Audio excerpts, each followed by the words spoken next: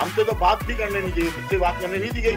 एहतजाजन उनको बताया कि भाई हमने अपने बिजली के बिल भोग किए हैं। इन्वेस्टिगेशन के बगैर अभी तक सदर ने नहीं बताया कि मैंने क्या इन्वेस्टिगेशन की है। 200 का जो हदफ था ना, वो इतना मुश्किल नहीं था बल्लेबाजों के लिए। इसका एक रूट है जो कि नाक के जरिए जाके दिमाग में जाता है। मैं अभी ग्रेड 6 में हूँ। स्कूल के अंदर मैं जिम्नास्टिक्स में पार्ट लेती हूँ। एक्सपोजर के बगैर बड़ा मुश्किल होता है टू कम्पीट वर्ल्ड वाइड।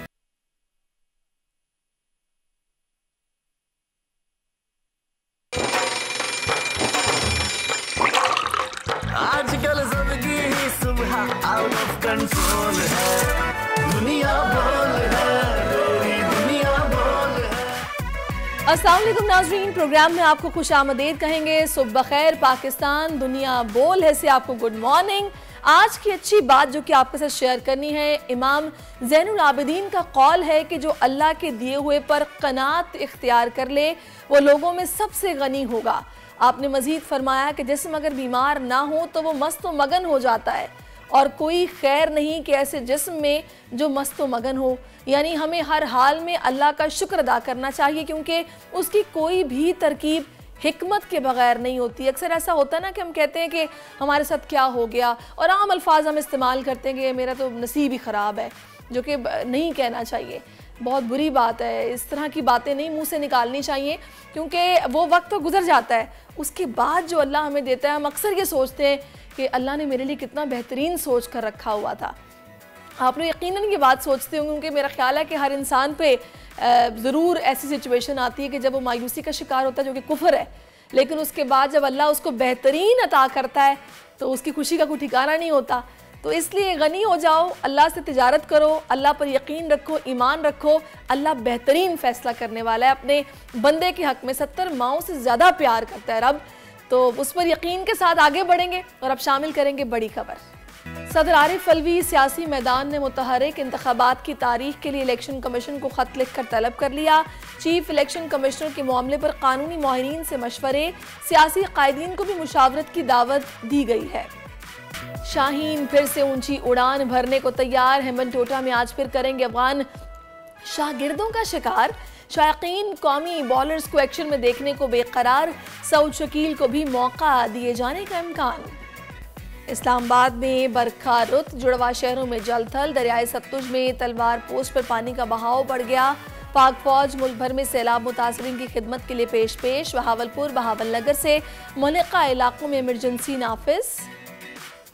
और गोल्फ के मैदान में हमजा अमीन की धूम। ऑस्ट्रियन ओपन गोल्फ चैंपियनशिप जीतकर कौम को आज़ादी का तोहफा देने वाले पाकिस्तानी गोल्फर से आज आपकी मुलाकात होगी।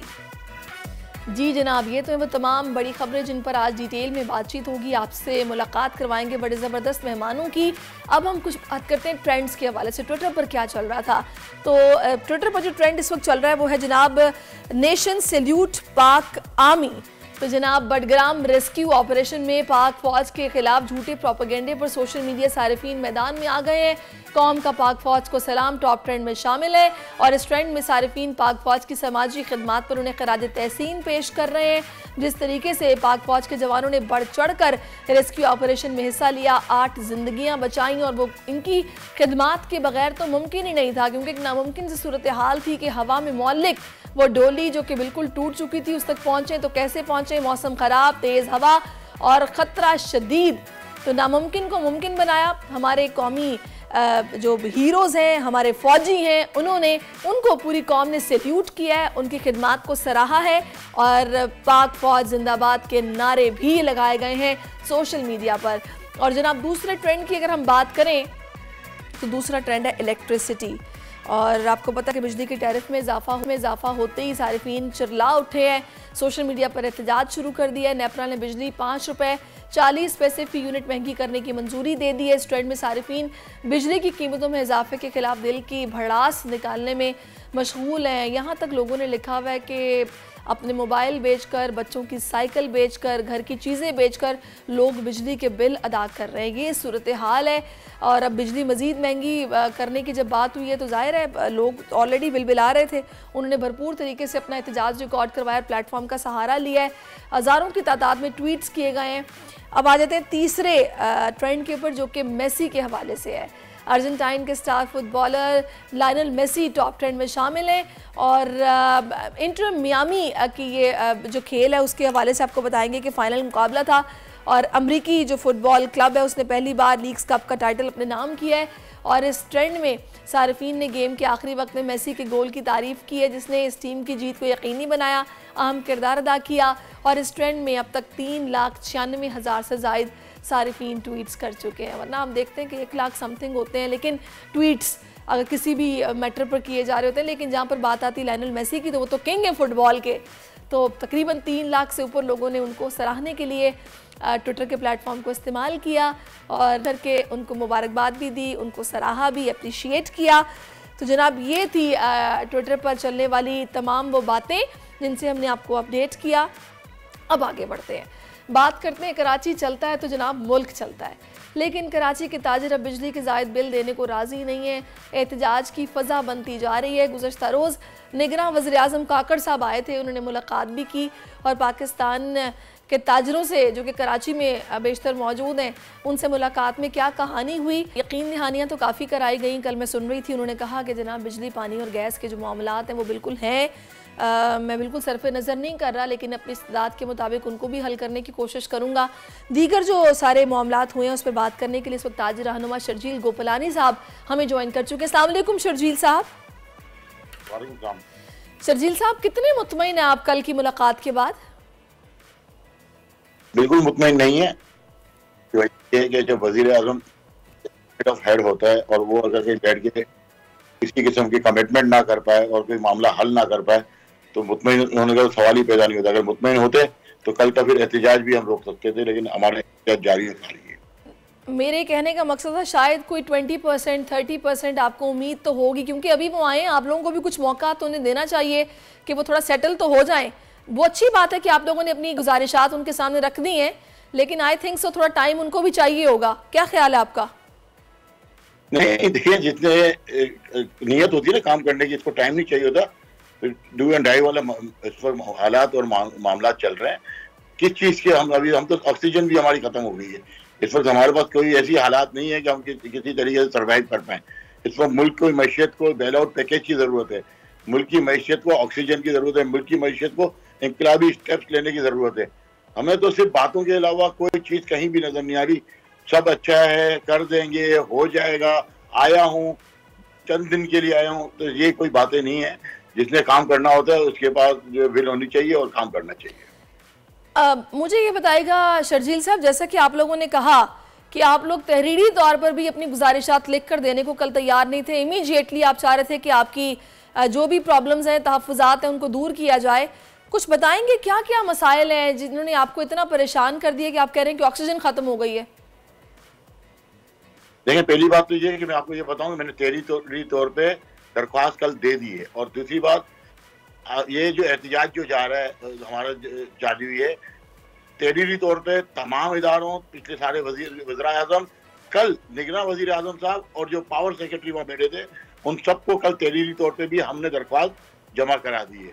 हम वफाकी मोहती साहब के पास भी होके आ गए हैं। हमने federal minister of power and electricity जो है खुरम दस्तगीर साहब, उनसे भी मुलाकात हमारी इससे पहले हो चुकी है। मोनिस अलवी से हमारी मुलाकातें हो चुकी हैं। हमने कोई प्लेटफॉर्म नहीं छोड़ा। हमने घंटी बजा के गवर्नर हाउस में भी पहले हमारी दरख्वास्तें जमा करा चुके हैं। इसमें कोई दूसरी बात नहीं है। और अब हमारे पास इतने पैसे और सख्त नहीं है कि बिजली के बिल भी अदा कर पाएँ। कल 23 तारीख थी, कल ड्यू डेट थी टिम्बर मार्केट के बिलों की। हमने कल अपने तमाम बिलों की अदायगी रोक दी है और ये हमने आपके मीडिया के जरिए भी पहले बात कर चुके थे। इससे पहले भी हम इनको वार्न कर चुके थे कराची इलेक्ट्रिक को कि हम ये बिल देने की पोजीशंस में नहीं है। एक तो हमें बिजली नहीं देते, इसके बाद जिस तरीके के बिल हमें भेजे जा रहे हैं, जो कि अगर चले आप 52 रुपये पर यूनिट आपने कर भी दिया है, तो कम से कम उसके अंदर जो दूसरे यूनिफॉर्म चार्जेस हैं, फलाना चार्जेस हैं, दवा के चार्जेस, इनको तो कम से कम खत्म करें। अब इतना तो हम पे एहसान कर दें, हम पे रहम कर दें कि जो बिजली हम इस्तेमाल कर रहे हैं आप उसके पैसे में, जिस चीज़ से हमारा वास्ता नहीं, किसी और की बिजली के जो है सरचार्जेस हम क्यों पे करें। अच्छा, दूसरी बात, तो मुझे ये बताएगा कि आपने जैसे ये कहा कि उन्होंने बस आया हूँ, करूँगा, हो जाएगा, मैं तो चंद दिन के लिए आया हूँ, हतमी तौर पर फिर बात खत्म क्या हुई? क्या उन्होंने आपको यकीन दहानी कराई? किसी किस्म की कोई यकीन दहानी नहीं कराई। आपको कोई मसले मसाइल हो तो गवर्नर से रब्ता करें, गवर्नर हमसे रब्ता करें। बस, और कोई चीज नहीं। और दूसरी बात, पूरा इंजीनियर्ड मीटिंग थी। गवर्नर साहब के जो शहीद थे सिर्फ उनसे बात कराई गई, हमसे तो बात भी करने नहीं दी, मुझसे बात करने नहीं दी गई। मैंने बज़ोर एहतिजाजन उनको बताया कि भाई हमने अपने बिजली के बिल रोक दिए हैं, और दरख्वास्त जो है उन्होंने बोला चीफ सेक्रेटरी के दो। मैंने चीफ सेक्रेटरी की जगह सेक्रेटरी पावर को जो है दरख्वास्त दी है। तो शर्जील साहब, अब आप लोगों का लाहेमल क्या होगा? हमारा लाहेमल जो है वो एहतिजाज हमारा जारी। देखें, एक लाहेमल तो बिल्कुल क्लियर हो गया, हमने कराची इलेक्ट्रिक के बिल रोक दिए, ये तो बिल्कुल क्लियर हो गया। अब तो हम बिजली के बिल ना भर सकते हैं, ना भरेंगे, ना दे रहे हैं। दूसरी बात, अब हम जा रहे हैं पूरे पाकिस्तान की सतह पे एहतिजाज की कॉल देने। उसके लिए हम तमाम ताजिर रहनुमाओं को राब्ते में हैं, पूरे पाकिस्तान से हमारे ताजिर रहनुमाओं से राब्ते होना शुरू हो चुके हैं। हम कोशिश करेंगे कि एक साथ पूरे पाकिस्तान को गैर मुहैया मुद्दत तक बंद करने की कॉल दी जाए। देखिए, जिस तरीके की महंगाई है, लोग खुदकुशियां कर रहे हैं। हमारे घरों का राशन जो है बहुत मुश्किल से हम पूरा कर पा रहे हैं, घरों के चूल्हे बुझ रहे हैं, लोगों ने बच्चों समेत खुदकुशियां कर रहे हैं। इस मुल्क का कोई वाली वारिस है या नहीं है? सही। अच्छा, ये बताएगा कि आप लोगों की गवर्नर साहब से बात हुई है? अगर उन्होंने आपको ये कहा है कि आप गवर्नर से राब्ता करें और गवर्नर फिर हमसे राब्ता करें, गवर्नर साहब क्या कह रहे हैं आपको? आप मुझे बताएं, गवर्नर साहब क्या कर सकते हैं? हमने गवर्नर साहब जो घंटी बजाई थी, साइकिल पर हम रेडी लेकर गए थे, गधा गाड़ियों में गए थे, उसके बाद गवर्नर साहब सो रहे हैं आज तक। गवर्नर साहब सिर्फ फोटो सेशन से इनको फुर्सत नहीं है। गवर्नर साहब क्या कर लेंगे? जब वजीर आजम कुछ नहीं कर पाए, अगर वजीर आजम चाहते तो कल एक काम तो कर सकते थे ना, कि भाई बिजली के बिलों के जो टैक्सेस हैं उनको रोक देते हैं हम, आप लोग कम से कम बिजली के बिल भरें, इसको हम बाद में देख लेंगे। कोई ना कोई इनिशिएटिव तो उठाते ना।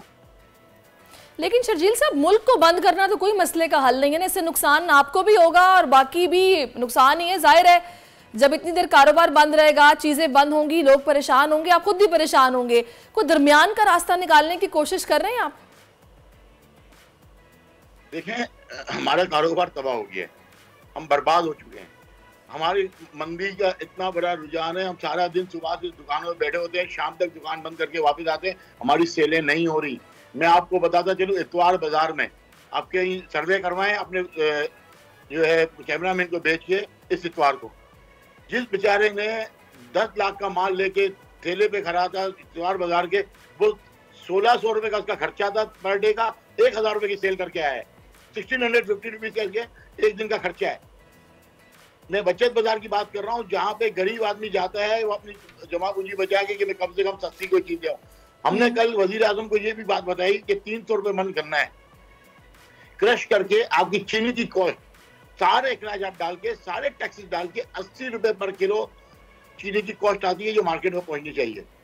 80 रुपए, 160 रुपए बिक रही है। 80 रुपए जो है किसकी पॉकेट में जा रहे हैं? कौन ज़कीर अंदोजी कर रहा है? कौन इतना बड़ा जो है कार्टेल बना के पैसे कमा रहा है और हुकूमत क्यों सो रही है? हमने कल इनको ये भी बताया कि 200 रुपए का चावल, लेकिन शर्जील साहब, मसला ये भी तो है ना कि आप लोग भी तो आपस में बटे हुए हैं ना, ताजिरों में भी तो धड़े बन गए हैं। आपने खुद ही बताया कि जो उनके मंजूर नजर थे उनकी मुलाकात हुई, आपको मिलने नहीं दिया गया। जब उनकी मुलाकात हुई तो फिर वो मुतमईन होंगे, या तो वो एहतिजाज में भी शामिल नहीं होंगे। फिर ऐसा नहीं है। देखें, मैं आपको ये बताऊं कि तमाम ताजिर एक प्लेटफॉर्म पे हैं। जो मंजूर नजर की मैं बात बता रहा हूँ, जिसका एक तस्वीर भी आई है उस शख्स की, उसका ताजिर रहनुमाओं से ताल्लुक ही कोई नहीं है।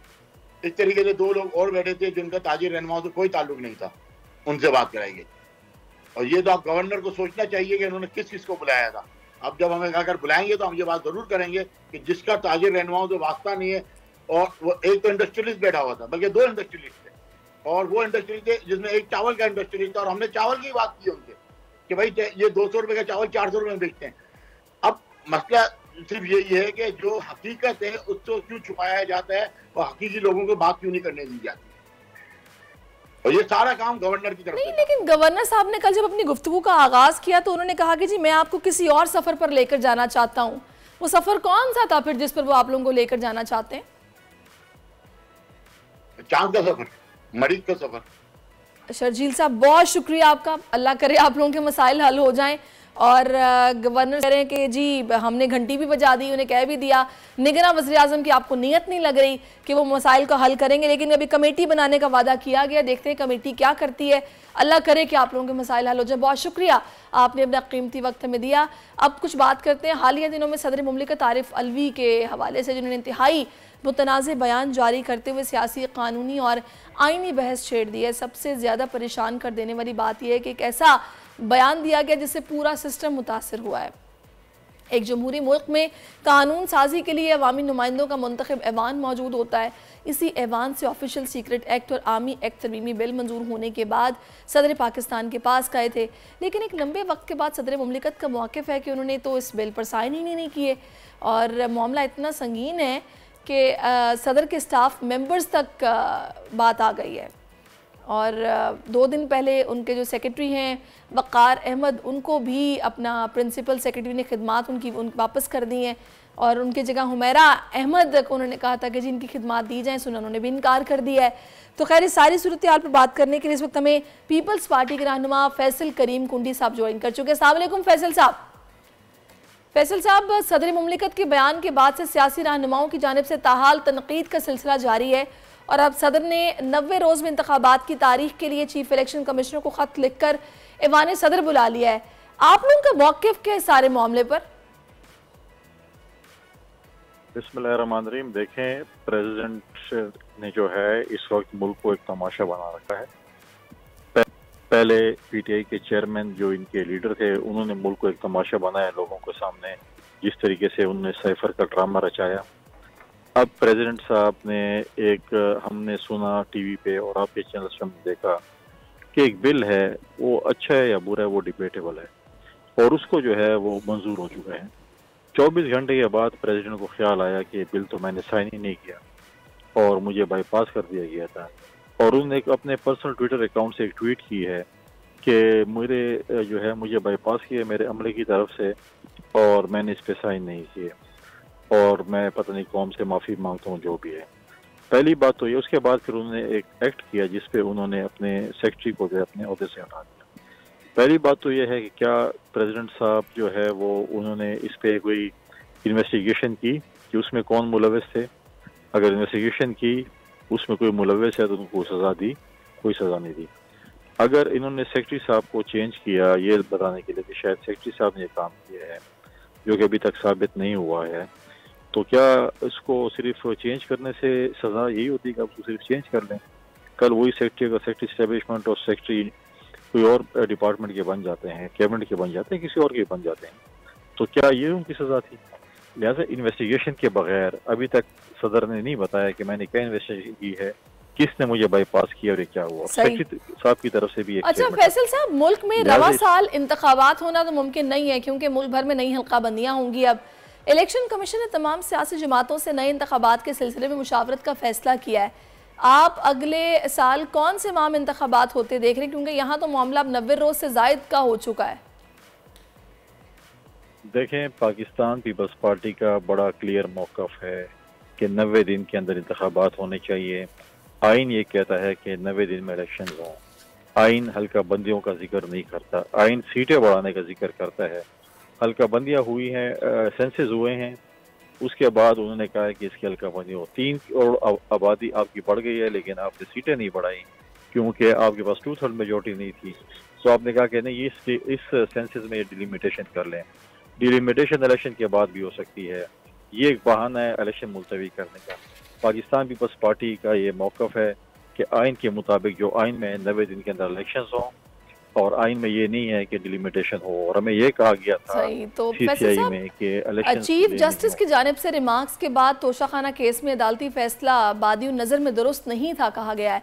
चेयरमैन PTI का मुस्तकबिल आप क्या देख रहे हैं? और दूसरी जानिब नवाज शरीफ की वतन वापसी की खबरें ज़ेर गर्दिश हैं, तो क्या मियाँ साहब के आने के बाद पंजाब में पीपल्स पार्टी का मुस्तकबिल आप कुछ खतरे में देख रहे हैं? देखें, जो भी आए उनके लिए जो है इक्वल प्लेइंग फील्ड हो। किसी के आने से किसी के जाने से पाकिस्तान पीपल्स पार्टी को फ़र्क नहीं पड़ता। पाकिस्तान पीपल्स पार्टी ने अपनी मुहिम चलानी है, अपना मैनिफेस्टो लेके आना है, अपना केस आवाम के सामने रखना है, और आवाम ने फैसला करना है कि उन्होंने किसको वोट करना है। मियाँ साहब अगर कल आते हैं वो आज आ जाए, एक पॉलिटिकल पार्टी के वो हेड हैं, आए अपने पार्टी के इलेक्शन की कैंपेन करें, बाकी जमातें भी करें, जिसको अवाम ने मैंडेट दिया उसको हक है कि वो इस मुल्क पर हुक्मरानी करे।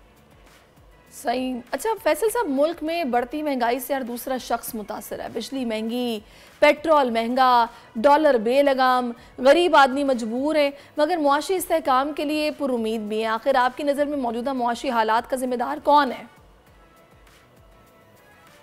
देखें, अगर मैं आपको कहूँ कि पीटीआई की हुकूमत थी तो आपको पॉलिटिकल स्टेटमेंट देंगे। हमने एक मुआहदा किया IMF के साथ, उसको हमने ऑनर नहीं किया। फिर हमारी जब हुकूमत आई, इत्तेहादी हुकूमत आई, तो एक तरफ मुल्क डिफॉल्ट की तरफ था और एक तरफ मुश्किल फैसले थे।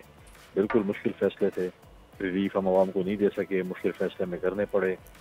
अब ये है आवाम को भी इस चीज़ का एहसास है क्या है, लेकिन मुल्क के मईशत को दूर करने के लिए charter of economy, charter of prosperity तमाम सियासी जमातों को, स्टेक होल्डर्स को करना पड़ेगा, इस आवाम की खातिर, इस मुल्क की खातिर। अब सियासत करना छोड़ दें, इस मुल्क के मुतल्लिक भी हमें चाहिए सियासी जमातों को कि हमें सोचना चाहिए, और तब सियासी जमातों को अक्रॉस द वर्ल्ड इलेक्शन के फ़ौरन बाद उस वक्त की अपोजिशन और हुकूमत को बैठ कर एक चार्टर ऑफ इकोनॉमी साइन करें ताकि हम इस मुल्क को आगे ले। बहुत शुक्रिया आपका फैसल करीम को ने कीमती वक्त हमें दिया। और नाज़रीन, अब यहाँ पर एक वक्फा लेंगे, वक्फे के बाद फिर से हाजिर होते हैं। Stay with us. आजकल ज़िंदगी ही सुबह आउट ऑफ कंट्रोल है, दुनिया बोल है, दुनिया बोल है। जी वेलकम बैक नाज़रीन। कुछ क्रिकेट की बात करते हैं तो पाकिस्तान और अफगानिस्तान के दरमियान दूसरा वनडे क्रिकेट मैच आज खेला जाएगा। पाकिस्तान को अफगान टीम के खिलाफ 1-0 की बढ़तरी हासिल है। पहले मैच में टीम पाकिस्तान ने अफगानिस्तान के साथ जो किया, उसके बाद तो लगता है कि आज अफगान प्लेयर्स बहुत ज़्यादा बरहमी के साथ मैदान में उतरेंगे, यानी कि अग्रेसिव अंदाज होगा। फिलवक्त इत्तला ये है कि पाकिस्तान टीम में कोई तब्दीली नहीं हुई, लेकिन अफगान टीम के फ्लॉप बैटिंग ऑर्डर को दुरुस्त करने के लिए कोई हिकमत अमली अपनाई जाएगी। ये मैच पाकिस्तानी वक्त के मुताबिक दोपहर 2:30 बजे शुरू होगा। इसी पर बात करने के लिए सुहेब अलवी साहब हमें ज्वाइन कर चुके हैं। अस्सलाम वालेकुम सुहेब साहब। वालेकुम सलाम। अच्छा वैसे सुहेब साहब, ठीक है हम पहला मैच जीत गए और हारिस ने बड़ा ज़बरदस्त परफॉर्म किया, नो डाउट बड़ा अच्छा खेला और हम लोग जीत गए। लेकिन ना मैं सोशल मीडिया पर मीम्स पढ़ रही थी, लोग कह रहे थे 2 घंटे की मेहनत के बाद आखिरकार पाकिस्तान ने बासानी खुद खेलने के बाद अफगानिस्तान को हरा दिया। यानी कि उनको भी वो टारगेट अचीव करने के लिए आसानी से नहीं किया, वो जो उन्होंने 200 रन बनाए ना वो बड़ी मेहनत से बनाए थे। देखिए पिच इतनी बहुत ज्यादा फ्रेंडली नहीं थी और आई थिंक पाकिस्तान के 1-2 बल्लेबाजों ने जरा सा रिस्की शॉट्स लिए, जैसे गेंद रुक के आ रही थी, जिस तरह से इफ्तिखार आउट हुए शॉट में विकेट के ऊपर, जिस तरह बाबर आजम जो है वो जरा सा बीट हो गए, he was late on the ball, जो कि उनकी बड़ा एक टिपिकल अंदाज हो गया है आउट होने का, to a spinner playing forward, pad in front, bat बाद में आता है और बिल्कुल लाइन ऑफ द स्टंप्स के ऊपर खेलते हैं, टेंटेटिव खेल रहे हैं। तो आई थिंक कुछ गलतियां थी, लेकिन इमाम ने जो आई थिंक 50 रन से ज्यादा बनाए, उसके बाद इफ्तिखार ने भी, बेशक वो आउट हो गए जिस तरह से, लेकिन जो 30 रन उन्होंने बनाए, की एवरेज 30 ही रहती है, चाहे वो T20 खेले, चाहे वो कभी कभार वो 50 की तरफ पहुंच जाते हैं, लेकिन 30-32 उसके नीचे ही उनका स्कोर रहता है।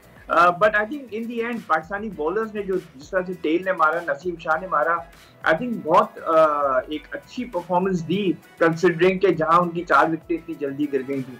और गलतियां होती रहती हैं, और मेरा ये ख्याल है कि 50 ओवर तो फॉर्मेट पाकिस्तान इतना खेलता नहीं है, बल्कि ज्यादातर टीमें अब 50 ओवर फॉर्मेट नहीं खेल रही हैं, तो जो T20 मेंटालिटी होती है वो अभी तक है, और टेस्ट मैच खेल के आए T20 की मेंटालिटी और खेल रहे हैं 50 ओवर का ODI, तो बेचारे अरे ना आसमान से गिरे खजूर में अटक गए। सही। अच्छा मुझे ये बताइएगा, आपके ख्याल में आज पाकिस्तानियों को उसी एग्रेसिव अंदाज में ही खेलना चाहिए जैसे उन्होंने पहले खेला?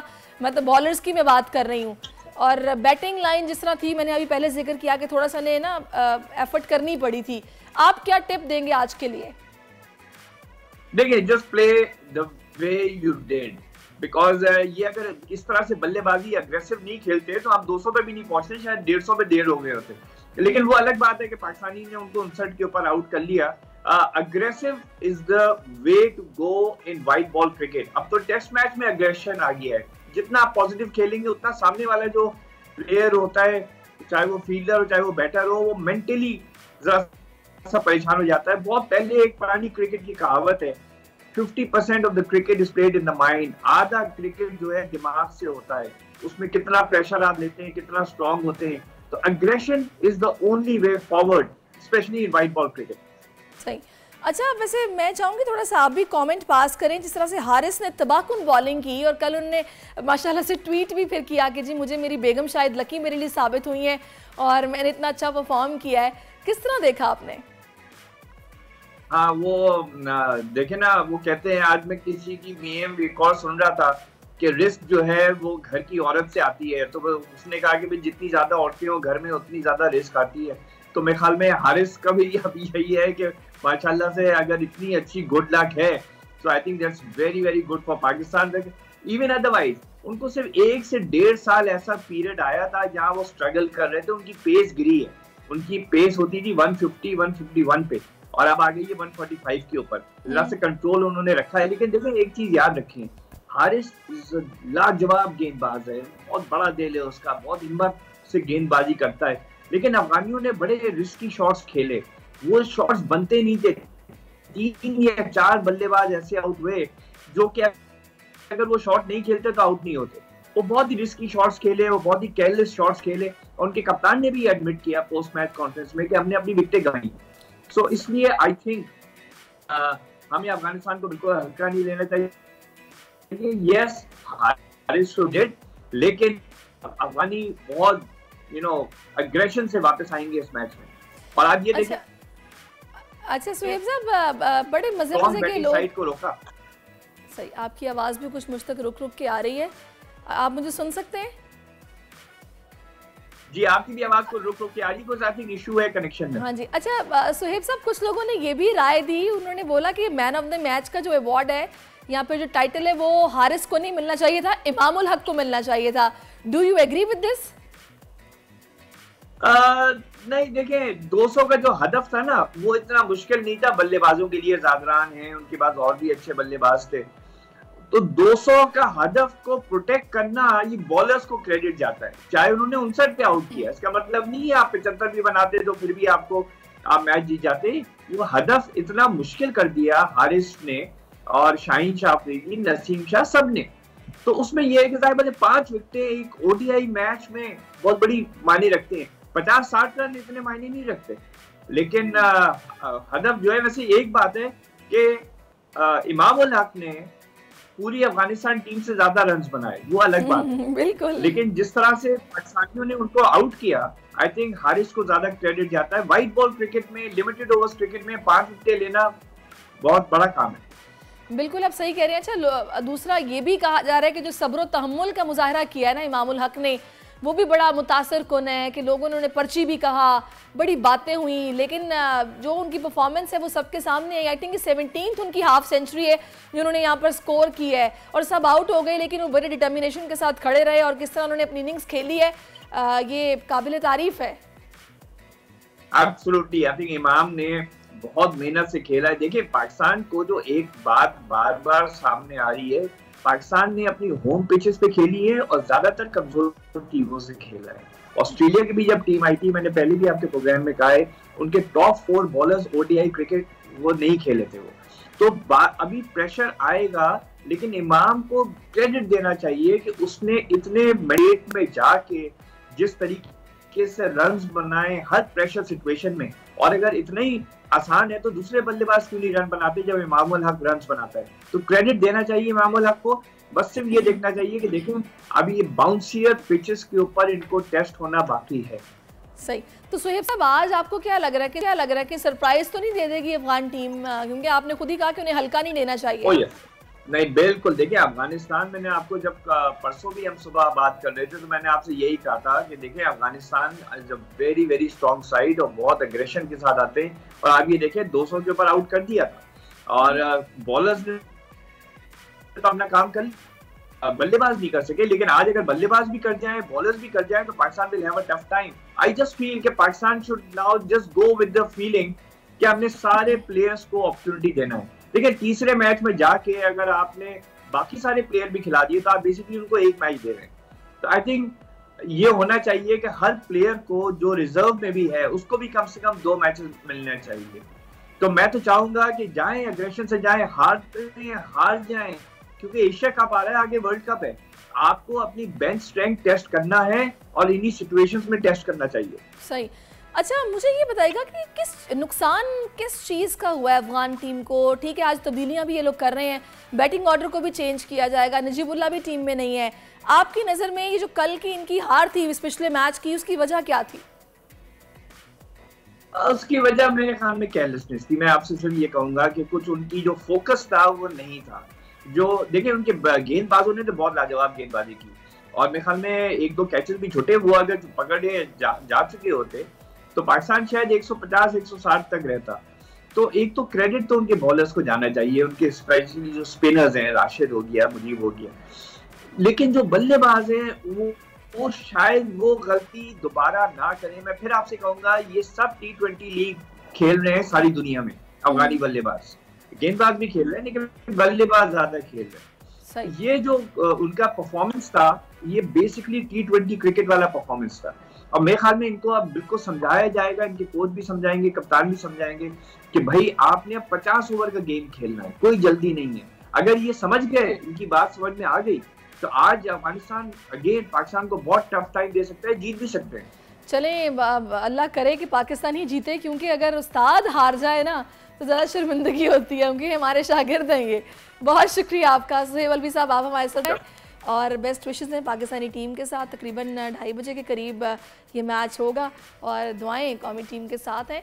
आगे बढ़ते हैं, कुछ बात करते हैं। पुलिस ने चेयरलिफ्ट हादसे में चेयरलिफ्ट के मालिक और ऑपरेटर को गिरफ्तार कर लिया है। पुलिस ने दोनों को कोताही बरतने के इल्ज़ाम में गिरफ्तार किया। बडगराम के हीरो साहब खान ने हुकूमत से नौकरी देने और मुतासरा अफराद की मदद के लिए ज़रूरी सामान फराहम करने की अपील कर दी है। मुतासरा बच्चे पाक फौज और साहिब खान के गुन गा रहे हैं। सारी सूरत हाल में, जो कि अल्लाह ना करे साने में भी तब्दील हो सकती थी, वहाँ पर जो किरदार रहा मकामी लोगों का भी और हमारे जवानों का तो ज़बरदस्त किरदार रहा कि उसके बगैर तो ये मुमकिन नहीं था जो कुछ हुआ। जो मकामी लोगों की एफर्ट्स रहीं वो भी काबिल तारीफ़ हैं, ये भी हमारे हीरोज़ हैं और जिस तरह से इन्होंने आगे बढ़ चढ़ कर हिस्सा लिया और पूरी कोशिश की, जान लड़ा दी कि इन बच्चों की ज़िंदगी बचानी है, उस पर ये सैल्यूट के मुस्तहिक हैं। और इस वक्त हमें ज्वाइन भी कर चुके हैं हमारे हीरो हैं मोहम्मद अली स्वाति साहब, जो कि जिप लाइन एक्सपर्ट भी हैं। अस्सलाम वालेकुम स्वाति साहब। वालेकुम सलाम। स्वाति साहब, मुझे ये बताइएगा किस तरह आपको इस सारे मामले में, मतलब जाहिर है आप तो एक्सपर्ट हैं, आपको आइडिया होगा, कितना वक्त आपको लगा, क्या सूरत हाल आपने देखी, कुछ अपनी आंखों देखी कहानी हमें सुनाएंगे? जी जी, सबसे पहले तो हमें मानसरा से ठाकर स्टेडियम से हेली के जरिए आर्मी लेके गई हमारी टीम को। हेवंस पे zip line adventure private limited हमारी कंपनी है। हमें जब वहाँ पे पहुँचाया गया तकरीबन 6:30 का टाइम था, 6 साढ़े 6 का। तो हम जब पहुंचे वहाँ पे लोगों का रश था और एक वायर पे डोली बिल्कुल हैंगिंग पोजीशन में थी और इसके अलावा उसका कोई सहारा नहीं था, एक वायर थी। तो उसी के ऊपर हमने बाय जिप लाइन जाके इसको बंदों को सेव करके रेस्क्यू करना था।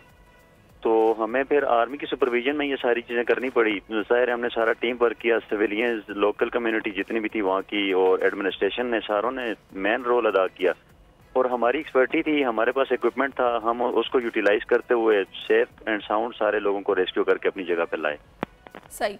अच्छा स्वाति साहब, बहुत सारे लोग ऐसे होंगे जिन्होंने जिप लाइन एक्सपर्ट का नाम पहली बार सुना होगा, तो मैं चाहूँगी ज़रा आप अपने हवाले से उन्हें बताएं कि जिप लाइन एक्सपर्ट की क्या एक्सपर्टीज़ होती हैं, स्किल्स क्या होती हैं, कैसे सीखते हैं, कैसे ट्रेनिंग होती है? जी जी, मेरा नाम मोहम्मद अली है। हेवंस पे zip line adventure private limited हमारी कंपनी है जो पाकिस्तान में सिर्फ एडवेंचर टूरिज्म प्रमोट कर रहे हैं हम, और हमारा मोटिव ये है कि हमने लोगों को रोजगार पे लगाना है। इसमें मैम हम कर रहे हैं एक्सपर्टीज तो ये है कि हमें पता होता है कौन सी वायर पे कौन सी पुली चलनी है, हमने जिप लाइन को किस ग्रेडियंट पे रखना है, कौन सी वायर, मतलब इसमें बहुत सारी चीज़ें होती हैं जो यहाँ पे शायद आम लोगों को समझ नहीं आएंगी। तो इसकी सारी चीज़ें हम आउट ऑफ कंट्री जाते हैं, हर चीज़ को डिटेल से देखते हैं, पढ़ते हैं, फिर इसको लेके आते हैं और पाकिस्तान में इसको हम प्रमोट कर रहे हैं। अच्छा, आप कहाँ गए थे ये ट्रेनिंग के लिए? ये दुबई में मैम हम जा रहे हैं, दुबई में देखते हैं। इसके अलावा फ्रांस से हमारा सारा इक्विपमेंट आ रहा है, हर चीज़ हम इसमें इम्पोर्टेड यूज़ करते हैं, हर चीज़ को हम प्रॉपर इधर पाकिस्तान में लेके आना चाह रहे हैं। अच्छा, तो आप कब से कर रहे हैं? ये तकरीबन 5 साल हो गए। हेवंस डे हम पाकिस्तान में इसको प्रमोट कर रहे हैं, एडवेंचर टूरिज्म को। अच्छा, रुझान क्या है नौजवानों का इस तरफ? सॉरी, अच्छा, मुझे ये बताएगा कि जो रुझान है आजकल नौजवानों का ये जिप लाइन एक्सपर्टनेस हासिल करने के लिए, वो किस तरह का देख रहे हैं आप? क्योंकि बड़ा जरूरी है ये, अभी हमें इसका आइडिया हुआ है। जी, जिप लाइन अभी बहुत ज्यादा पाकिस्तान में बन रही हैं और ये एडवेंचर टूरिज्म को बहुत ज्यादा प्रमोट कर रही है। सबसे अच्छी बात इसकी ये है कि इसमें एनर्जी इन्वॉल्व नहीं है। बेसिकली ये फार्मूला ग्रेडियंट पे यूज हो रहा है और इसको मतलब आप टूरिस्ट के लिए बहुत ज्यादा अच्छी एक्टिविटी है। बाकी हाइट फोबिया जिन लोगों के, उसको ओवरकम करने के लिए ये बहुत अच्छी एक चीज है। सही। इसी तरह की ये लोगों के लिए रोजगार के मौके बन रहे हैं और इससे एक अच्छी पॉजिटिव एनर्जीज आ रही हैं लोगों में। सही, जबरदस्त। अच्छा स्वाति साहब, डोली जब यहाँ पर हैंगिंग पोजीशन में थी और वो भी सिर्फ एक वायर के ऊपर, बड़ी वो हौलनाक सिचुएशन थी और वो दरवाजे भी खुले हुए थे, हम तो वीडियोस देख के डर रहे थे, बच्चों के पेरेंट्स पे पता नहीं क्या गुजरी होगी। जब आप लोग वहां पर पहुंचे तो आपने डोली के अंदर बच्चों की क्या पोजीशन देखी थी? सबसे पहले मैं जब वहाँ पे मेरे सुपरवाइजर थे, लियास टीम का हिस्सा थे, हम दोनों जब पहुंचे तो बच्चे बिल्कुल नडाल थे, मतलब उनकी हालत बहुत खराब थी। लेकिन उनको आर्मी ने खाना पीना दिया था, सरवाइव कर रहे थे वो। लेकिन वो इतने डरे हुए थे कि बिल्कुल उनको ये लग रहा था कि आज हमने बचना नहीं है। तो हमें भी वो यही बार बार कह रहे थे कि भाई आपने तार को नहीं छेड़ना, डोली को नहीं हिलाना, हम गिर जाएंगे। तो हमने उन्हें यही बताया कि कुछ भी नहीं होगा, अल्लाह पाक यहाँ तक बचा रहे, आगे भी अल्लाह पाक बचाएगा।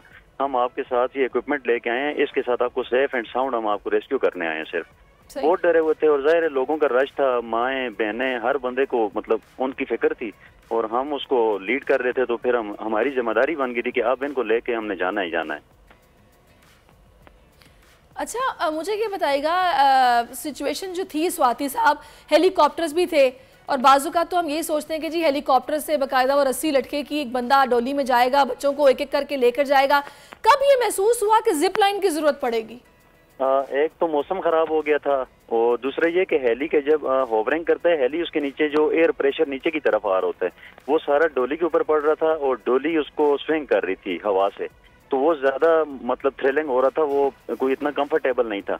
दूसरा जो पायलट्स हेली के अंदर थे उनको अपना बंदा नहीं नजर आ रहा होता जब वो नीचे डाउन जा रहा होता है, तो वो फिर इसको फाइनल नहीं कर पा रहे थे कि हमने अपने बंदे को लेफ्ट राइट किधर करना है।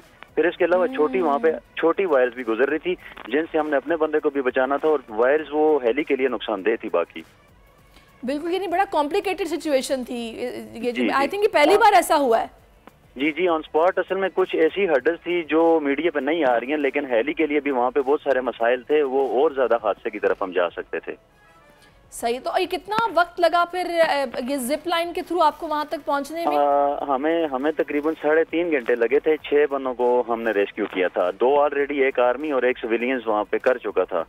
सही। अच्छा, कुछ बच्चे बताए गए बेहोश भी थे, फिर उनको किस तरह फौरन मुंतकिल किया गया अस्पताल, क्या सूरत हाल थी? जी जब हम गए उनमें सारे ठीक थे, कोई उस वक्त बेहोश नहीं था। एक की हालत थोड़ी खराब थी, लेकिन जो बेहोश था आई थिंक वो आर्मी ने रेस्क्यू कर लिया था सबसे पहले, क्योंकि वो सबसे पहले इसी वजह से किया था कि वो बेहोश हो गया था। सही।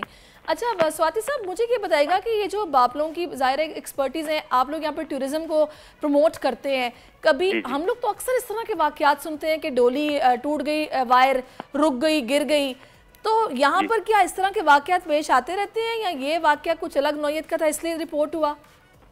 नहीं, इस तरह के वाकयात होते रहते हैं, लेकिन वो अल्हम्दुलिल्लाह बच जाते हैं। ये फर्स्ट टाइम इस तरह हुआ कि बीच में बंदे स्टक हो गए थे, वरना इस तरह मालाकंड में, सवात में भी अक्सर हो जाता है ये चीज़ें। लेकिन इसका चेक एंड बैलेंस और इसको एडमिनिस्ट्रेशन अगर कमेटीज बनाएगी तो ये आई थिंक इस तरह का एडवेंचर नहीं करना पड़ेगा। सही। अच्छा, वैसे यहाँ पर सूरत हाल आप कितनी ख़राब देख रहे हैं, ये डोलियों का जो सिस्टम है इसकी? इस एरिया में अलाई पे बड़ग्राम आई थिंक ये 30 से ऊपर यहाँ पे डोलीज लगी हुई हैं, लेकिन जो हालत जिस पे हमने ऑपरेशन की उसकी जो हालत थी वो बहुत खस्ता थी, जंगालूद तारें थी, ज़ाहिर है उन्होंने खराब होना था, और तो ये चीजें लाइफ टाइम नहीं होती हैं। बिल्कुल सही कह रहे हैं। लेकिन स्वाति साहब एक चीज मैंने और भी देखी है, जो हमारी माशाल्लाह से केपी से जो हमारी आवाम है ना, ये वैसे ही बड़ी एडवेंचरस है।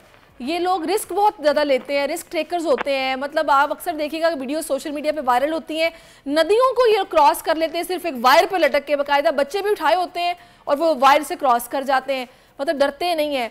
ये बड़ा खतरनाक है, आपको नहीं लगता कि यहाँ पे चीज़ें ज़्यादा हैं ये वाली?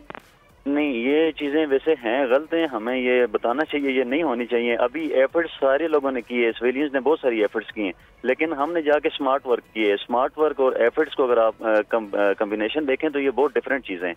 तो हमें स्मार्ट वर्क की तरफ जाना चाहिए, हमें एफर्ट्स को यूटिलाइज करना चाहिए।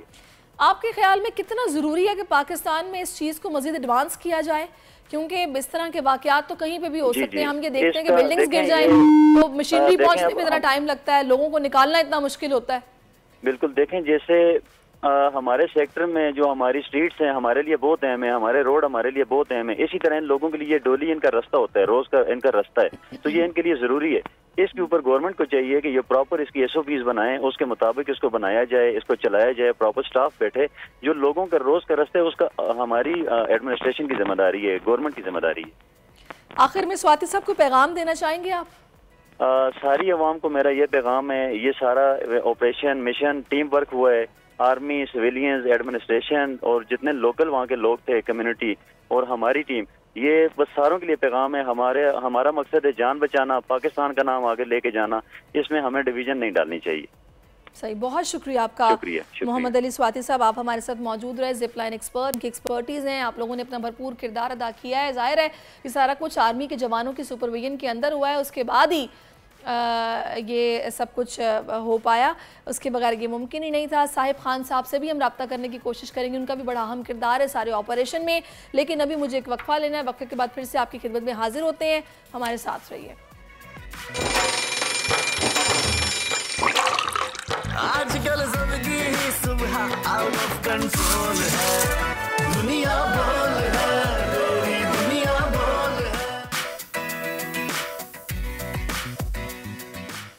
जी वेलकम बैक नाज़रीन। और इस वक्त मेरे पास बड़े ज़बरदस्त मेहमान मौजूद हैं जो कि मसाइल का हल बताएंगे। ख़ास तौर पर ये जो वायरसेस आ जाते हैं जो कि बड़े डेंजरस होते हैं और लोग परेशान हो जाते हैं। हाल ही दिनों लाहौर में ख़तरनाक वायरस नेगलेरिया का एक केस रिपोर्ट हुआ है, जिसके बाद काफ़ी वहाँ पर खौफ भी है, क्योंकि ये पानी कहा जाता है कि साफ़ पानी में होता है, पानी के टैंक में हो सकता है, वज़ू करते हुए आपकी नाक में जा सकता है। तो इस सिचुएशन में आपको क्या एहतियात करनी है, ये वायरस किस तरह अपना रास्ता लेता है, ये सब कुछ हम जानेंगे। इस वक्त में ज्वाइन कर चुके हैं डॉक्टर उबैद खानजादा जो कि न्यूरोलॉजिस्ट हैं। Welcome to our show. अस्सलाम वालेकुम डॉक्टर उबैद। डॉक्टर साहब, ये नेगलेरिया पहले कराची में था, अब लाहौर में इसका केस रिपोर्ट हुआ है, यानी कि इसके कोई वैक्सीन कुछ ऐसा तैयार नहीं हुआ था? बिस्मिल्लाहिर्रहमानिर्रहीम। सबसे पहले मैं बता चलूँ नेगलेरिया होता क्या है। जैसे बहुत सारे जरासीम होते हैं, बैक्टीरिया होता है, वायरस होता है, लेकिन ये बैक्टीरिया वायरस की फैमिली से नहीं है, ये भी एक जरासीम है जो कि अमीबा की फैमिली से ताल्लुक़ रखता है। अच्छा, अमीबा की फैमिली क्या होती है कि अगर वो लीवर के अंदर, जिगर के अंदर होती है तो वो पस करा देती है, और अगर वो आंतों के अंदर आती है तो ब्लडी डायरिया, मतलब यानी कि वो डायरिया जिसके अंदर ब्लड भी आता हो। अब बात करते हैं हम नेगलेरिया की। नेगलेरिया एक साफ़ पानी के अंदर मिलता है। सबसे बड़ा मसला क्या है इसके साथ, कि साफ़ पानी के अंदर मिलता है, और इवन ये कि ये पीने के पानी के अंदर भी मिलता है। ये नाक के ज़रिए से दिमाग के अंदर जाता है और फिर दिमाग को जो है ना खाना शुरू कर देता है। इसलिए अगर हम दूसरे अल्फाजों में देखा जाए तो अगर मेडिकल लैंग्वेज में बताएं तो उसका ब्रेन ईटिंग अमीबा भी कहते हैं इसको। और ये नाक के अंदर जब जाता है तो ये नाक के अंदर जो एक हड्डी होती है जिसके अंदर छोटे छोटे सुराख होते हैं, तो उसका इथोमाइड बोन के ज़रिए ये दिमाग के अंदर चले जाता है, तो वहाँ पर जाके फिर दिमाग को ये खाना शुरू कर देता है। अच्छा, नेगलेरिया के लिए कहा जाता है कि 1938 में इसका सबसे पहला केस डायग्नोस हुआ, 1938 में। बहुत रेयर होता है, इतना कॉमन नहीं है, ये रेयर होता है, लेकिन इसके लिए कुछ एहतियाती करनी होती हैं। तो पाकिस्तान में सबसे पहला केस इसका आया था 2008 में। तो अब 2023 चल रहा है, अब तक कम हो गए 150 या 200 केसेस आ चुके हैं पाकिस्तान के अंदर, 150-200। उसमें से सिर्फ 2 की हिस्ट्री ऐसी है जो को स्विमिंग पूल की हिस्ट्री थी, मतलब जो स्विमिंग पूल में नहाए थे, कहीं फार्म हाउस या वाटर पार्क वगैरह चले गए थे, उसके बाद जाके उनको वहाँ से नेगलेरिया लगा और वो अल्लाह को प्यारे हो गए। जबकि 148 या रिमेनिंग जो भी थे, 148 या 198 जितने भी लोग थे नेगलेरिया के, तो वो उसमें क्या हुआ कि उनकी वो स्विमिंग पूल की हिस्ट्री नहीं थी। तो आम तासुर यही दिया जाता है। इसको मैं 100% नहीं बोलूँगा कि बीइंग अ मुस्लिम अल्हम्दुलिल्लाह हम लोग 5 टाइम की नमाज़ पढ़ते हैं, तो 5 टाइम वज़ू भी करते हैं, तो वज़ू करते हैं तो नाक में पानी भी डालते हैं, एक सुन्नत अमल है ये, फ़र्ज़ तो नहीं बोलूँगा, सुन्नत अमल है ये। तो उससे जब वो नाक के अंदर पानी जाता है तो फिर वो नाक के ज़रिए ऊपर जा सकता है, नाक की हड्डी से ये ऊपर जा सकता है, जो कि ब्रेन को डिस्टर्ब कर सकता है। अच्छा, जब ये एक मरतबा हो जाता है ना तो इसकी प्रोग्नोसिस बहुत पुअर है, क्योंकि मैंने जितने भी केसेस देखे नेगलेरिया के, और रिसर्च भी यही बताती है कि 99% इसकी पुअर प्रोग्नोसिस है, मतलब यानी कि इसके पेशेंट बचते नहीं है। और अगर एक आध बच भी गए, इक्का दुक्का बच भी गए, तो मैं ख्याल में उनकी 1 या 2 पेशेंट होंगे जो कि बच गए, बाकी 98 या 99% लोग जो हैं अल्लाह को प्यारे हो जाते हैं। इसकी वजह से। अच्छा, मुझे ये बताएगा कि इस शक्ल कैसी है, ये किस तरह का है और ये दिमाग पर ही क्यों हमला करता है? अच्छा, सबसे पहले मानो ये वायरस नहीं है, जैसे मैंने स्टार्टिंग में कहा था, ना ये वायरस है ना ये बैक्टीरिया। ये क्या है? क्या ये एक एमीबा फैमिली से ताल्लुक रखता है। एमीबा खुद एक जरासीम होता है, जैसे बैक्टीरिया होता है, जैसे वायरस होता है, जैसे पैरासाइट होते हैं जो मलेरिया कराते हैं, हम इसे जरासीम कहते हैं। हाँ, जरासीम कहते हैं। वो जरासीम जो कि एमीबा की फैमिली से ताल्लुक रखता है। तो फिर ये क्या होता है, जब ये दिमाग के अंदर चले आता है तो उसकी अलामत क्या होती है कि इसमें बुखार भी हो सकता है, नंबर 1। नंबर 2, पूरे जिस्म का टूटना, ठीक है, टूटने से मुराद पूरे जिस्म में दर्द आना। पेशेंट बोला मेरा जिस्म टूट रहा है, कंधे में दर्द, जोड़ों में दर्द, हड्डियों में दर्द, इसके साथ सर में दर्द होना शदीद, उसके साथ साथ मिर्गी के दौरे भी पड़ सकते हैं। और एक और चीज़ ये होता है कि इसमें पेशेंट रेस्टलेस होता है, बेचैन बहुत होता है, अल्टर लेवल होता है, या तो वो बिल्कुल गुनूदगी के अंदर आएगा या फिर वो अल्टर लेवल होगा, मतलब यानी कि बहुत ज़्यादा बेचैन होगा, रेस्टलेस। मैंने खुद जो इसका केस देखा था, जब मैं किसी निजी हॉस्पिटल में काम करता था, अपनी ट्रेनिंग करता था, तो वहाँ मैंने इसका केस देखा था, तो पेशेंट इतना ज़्यादा बेचैन था, इतना ज़्यादा रेस्टलेस था कि उसके 4 भाइयों ने उसको पकड़ के रखा हुआ था, उसके बावजूद भी उतना ज़्यादा बेचैन था वो, कि वो कहता बस मुझे छोड़ दो, और अजीब सी एब्यूजिंग और वो गाली गुफ्तार वगैरह बहुत ज़्यादा कर रहा था। तो ये इसकी अलामत होती है। तो इसमें यही कहते हैं कि अब ये जैसे वो अमेरिका में ये बहुत ज़्यादा कॉमन है, क्यों? क्योंकि उनके कल्चर में स्विमिंग बहुत ज़्यादा है। हमारे यहाँ अगर हम बोलें तो नाक के जरिए एक ही रास्ता हो सकता है कि जब हम वज़ू करते हैं, तो उसी ये कहा गया है गालिबन। मैं ये नहीं कहता कि 100% वज़ू की वजह से होता है, इसका मतलब ये नहीं कि हम वज़ू करना छोड़ दें, अल्लाह माफ़ी दे, ऐसा नहीं है।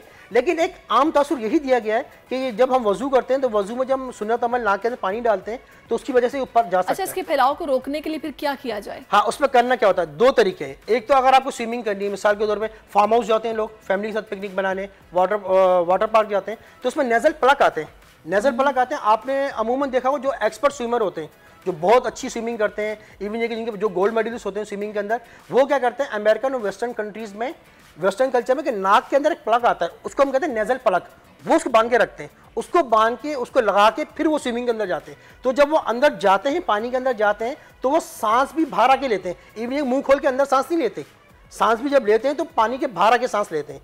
तो अगर आपको स्विमिंग में पूल में जाना है तो एक तो नेज़ल प्लग लगाएं, नंबर 1। नंबर 2, देखें वज़ू के जो ना 4 फ़र्ज़ हैं, अगर ये तो आप किसी आलिम साहब से, मुफ्ती साहब से हमें डिस्कस करना पड़ेगा, 4 फ़र्ज़ भी अगर हमारे हो जाएंगे तो मैं समझता हूँ कि वज़ू हो जाएगा। तो उसमें आप नाक के अंदर पानी इतना डीपली नहीं डालें, थोड़ा सा पानी डालें, फिर उसके बाद कोशिश करके जो पानी डाला उसी को निकाल लें, वही पानी आपका निकल जाए ताकि वो अंदर तक नहीं जा सके। तीसरी चीज़ कि जितने भी आपके स्टोरेज वाटर होते हैं, जो पानी के रिजर्वायर होते हैं, जो पानी की टंकियाँ हो गई, बिल्डिंग्स के अंदर अंडरग्राउंड होती हैं और जो घरों के अंदर ऊपर छत के ऊपर होती हैं, उसको क्या करें, क्लोरीन करवाएं। और वो उसको क्लोरीन का एक तरीका होता है कि उससे क्लोरीन की टैबलेट चलती हैं। अब तो गवर्नमेंट के अंदर वो क्लोरीन की टैबलेट बाकायदा फ्री में भी मिलती है।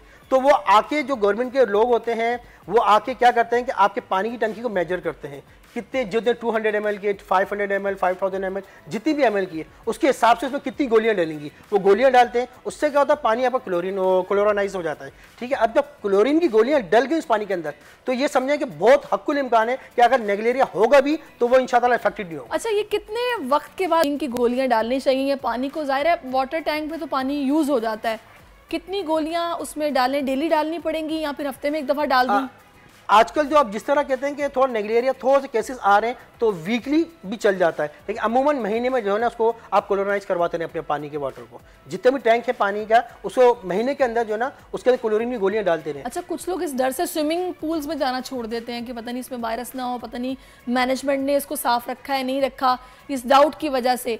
तो ये है तो बड़ा खतरनाक। इसकी मुझे आप बताएंगे इसकी शक्ल क्या है? कुछ मतलब सानी के इसमें ये होता है कि ऐसा होता है कि सिर्फ इसमें ये याद रखिएगा कि इसका एक रूट है जो कि नाक के जरिए जाके दिमाग में जाता है। यहाँ मैं एक बात और बता चलूँ कि 2 से 3 केसेस ऐसे भी रिपोर्ट हुए दुनिया के अंदर।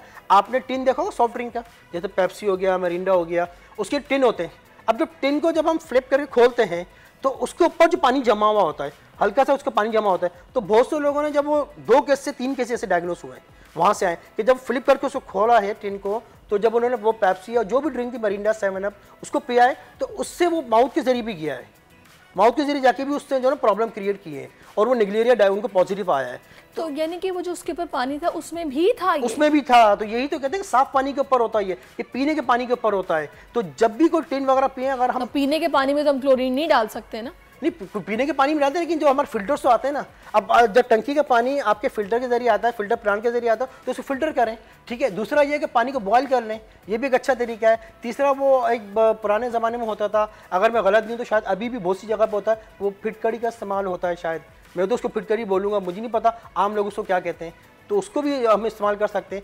मतलब किसी ना किसी लेवल पे आपके पानी की सफाई होनी चाहिए, जो पानी आपको पीने तक पहुंच रहा है, जो वजू के लिए आपको पहुंच रहा है। अच्छा, इससे पहले आपको पता कोविड आया था तो उसके वेरिएंट्स थे कि जनाब इसका ये वाला वेरिएंट है, ये वाला वेरिएंट है, ये टाइप है, ये टाइप है, इसमें एक ही टाइप है या फिर इसकी भी टाइप्स हैं? अब तक तो इसके ऊपर रिसर्च चल रही है, ठीक है, तो वो इतनी ज़्यादा प्रूवन बात नहीं आई है कौन सी टाइप जो है वो निगलेरिया करा रही है, लेकिन सिर्फ जो रिसर्च के मुताबिक इस पर काम हो रहा है, अभी इस पे काम हो रहा है। तो जो रिसर्च के मुताबिक देखा गया है कि अभी सिर्फ नेगलेरिया जो है वही एक ऐसा जरासीम है नाक के जरिए दिमाग में जा रहा है और ब्रेन को जो है डैमेज कर रहा है। सही। अच्छा, अब मुझे ये बताइएगा कि जब इसकी ये अलामात शो हो जाती हैं या फिर जाहिर हो जाती हैं, तो उसके बाद ये कितने टाइम तक इंसान इस बीमारी में रहता है, या फिर अगर रिकवर होगा तो कितना वक्त लगता है? देखिए, रिकवर की मैं आपको बात करूं तो 2 पेशेंट ऐसे हैं जो रिकवर हुए, बाकी तो सभी बेचारे अल्लाह को प्यारे हुए। अभी रिसेंटली जो एक लाहौर में, आपने भी स्टार्टिंग में कहा था कि लाहौर में जो है एक महीने पहले एक यंग लड़का एक्सपायर हुआ है, अल्लाह उसकी मगफरत फरमाए।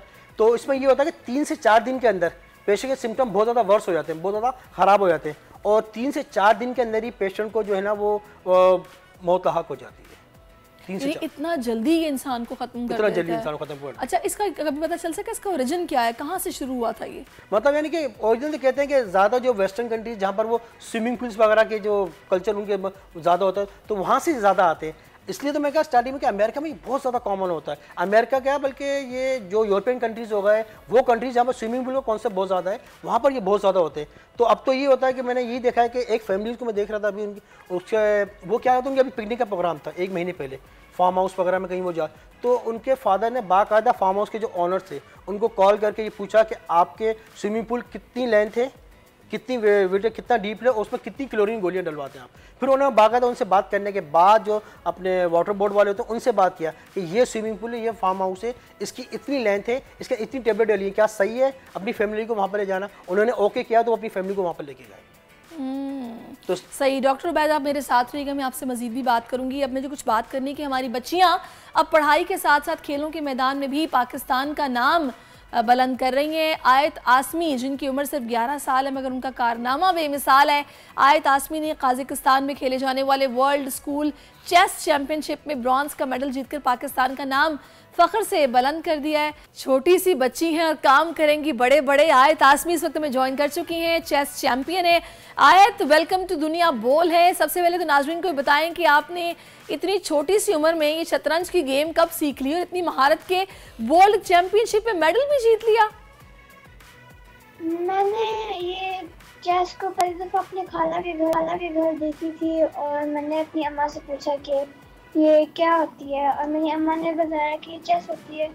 तो मुझे मेरा सबसे पहला बॉल मेरी 7th बर्थडे पे मिला था और मुझे बहुत शौक हो खेलने का, और मैं हर रोज़ अब 5 से 6 घंटे चेस खेलती हूँ। तो मैंने बहुत मेहनत की और मैं अच्छा, ये गेम में इंसान दूसरे के दिमाग को खेलते हुए कैद कर देता है और अपनी जीत को यकीनी बनाता है। काज़िकिस्तान में फाइनल मुकाबला कैसा था वो बताएंगी आप नाज़रीन को? काज़िकिस्तान में आखिरी जो राउंड हुआ था मेरा बुल्गारिया के साथ हुआ था और वो बहुत ज़्यादा टफ था और गेम 1 पॉइंट पे फंस गई थी, लेकिन फिर मैंने बहुत सोचना पड़ा था मुझे, मैंने बहुत सोचा और मैंने उसको फिगर आउट। आज अगर चेस गेम्स की बात करें तो क्या इस चैंपियनशिप से पहले भी कोई गेम्स खेल चुकी हैं आप? जी, इस चैंपियनशिप से पहले पाकिस्तान में तो मैं बहुत ज़्यादा खेलती रहती हूँ और इंटरनेशनली मैं मालदीव गई भी हूँ और ओमान गई भी हूँ। अच्छा, अपनी टीचर्स का बताइएगा, किसके साथ प्रैक्टिस करती हैं, रोज़ाना कितने घंटे प्रैक्टिस करती हैं आप? सबसे पहले मेरे कोच जो थे वो सर जाहिद थे, उन्होंने मुझे 1 ईयर के लिए ट्रेनिंग दी थी रोज़ के 2 आवर्स के लिए, और अब उसके बाद अभी सर आमिर दे रहे हैं मुझे कोचिंग और रोज़ वो 3 या 4 आवर्स करवाते हैं और मैं खुद से भी ट्रेनिंग करती हूँ। तो टोटल मैं 5 to 6 आवर्स चेस करती हूँ और इस चैम्पियनशिप की प्रैक्टिस के लिए मैं बहुत ज़्यादा मेहनत की थी, मैंने प्रैक्टिस भी बहुत ज़्यादा की थी। वहाँ पर भी मैं सर आमिर वो चेस क्लासेस लेते रहते थे और हम लोग बहुत ज़्यादा हर रोज गेंदों के लिए अच्छा, एनालिसिस आप करते थे। छोटी सी दिखती हैं नाज़रीन, इसके बारे में बताइए, कौन सी क्लास में आप स्टडी कर रही हैं, स्कूल में कौन कौन से गेम्स में हिस्सा लेती हैं आप? मैं लर्निंग अलायंस में जाती हूँ और मैं अभी ग्रेड 6 में हूँ।